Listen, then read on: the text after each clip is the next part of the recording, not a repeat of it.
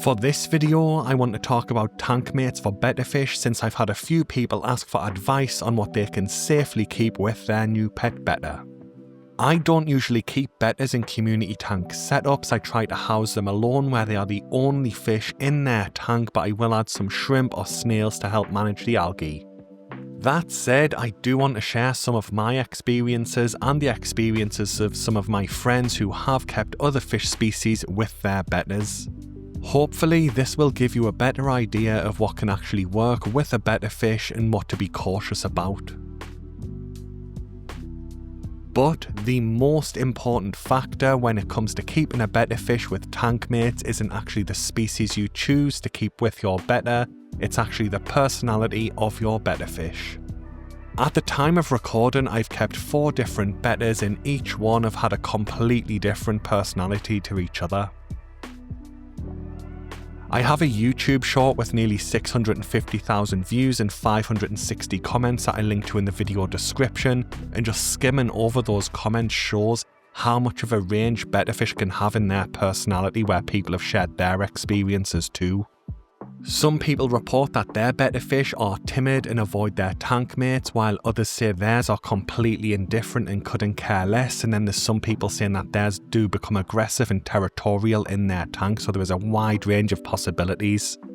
Unfortunately, there's no real way to know how your betta fish will actually react to having tank mates in its tank with it until you actually try it, and this is where a major problem occurs. That's why I personally try to avoid keeping my bettas with other fish because there's just so many risks.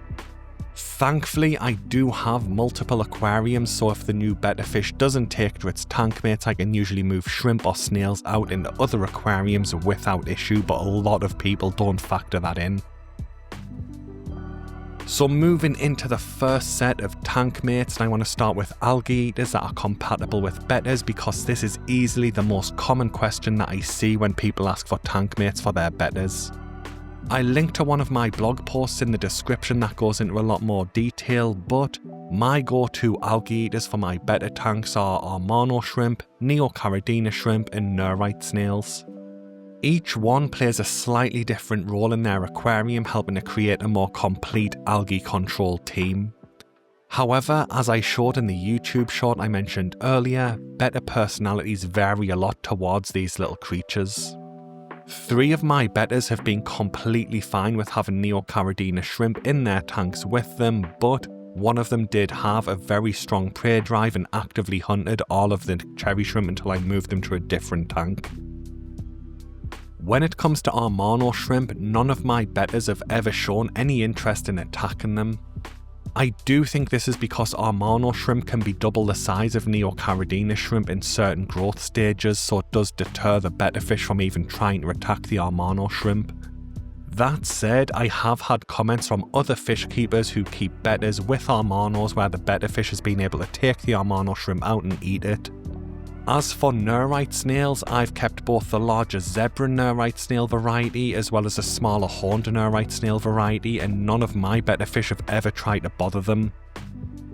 Next up are chili Rasboras, which are a tiny little nanofish species known for their beautiful red coloration, but their tiny size does mean they could fit into the mouth of a betta fish. I kept Cooley the betta fish with my colony of chili Rasboras for a couple of months without any issues in the tank. By that point, I'd already had Cooley for around 6 months, which gave me plenty of time to observe his behaviour. He was a peaceful betta fish who never showed aggression towards the cherry shrimp in his previous tank setup once, so I did have a little bit more confidence in him being calm and relaxed with chili Rasboras. On top of that, I kept his old tank setup for a couple of weeks until I was confident that he would be fine with the chili Rasboras in with the tank, so if needed, I could move him back to his old tank and keep the 2 species separate.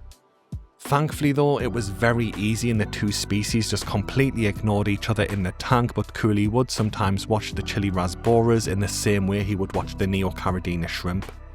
Even feeding time wasn't an issue either because of the different sizes of the species, meaning they required different sized foods. Cooley got fluval bug bites light blue formula, and I'd add them to one side of the tank, and these were too big for the chili Rasboras to eat. Then I'd add some NT Labs micro crumb to the other side of the tank for the chili Rasboras, and these grain sizes were so small I don't think Cooley paid them any attention. Moving on, and we get to neon Tetras, and these clips are from one of my friend's tanks where he keeps a long-tail Betta with his neon Tetras. He's never had any issues with aggression from either species in this tank, but just because it works for him doesn't mean it will work for you. I've seen plenty of people say that their Betta fish did chase their neon Tetras, but I've actually seen more people say that their neon Tetras would chase their Betta fish. It's important to keep in mind that while people worry about the Betta fish's territorial nature, sometimes it can actually be the other species of tankmate that you add to the tank that can be the problem. One of my other friends has an extremely timid Betta fish, and if its food sinks to the substrate it could be there eating it, and as soon as the shrimp come over to try and get the food, the Betta will leave the food there for the shrimp to eat. It just wants nothing to do with them. As I mentioned earlier in the video, each Betta has its own unique personality, so you might end up with a calm, peaceful Betta where it could work, but you might end up with a territorial Betta.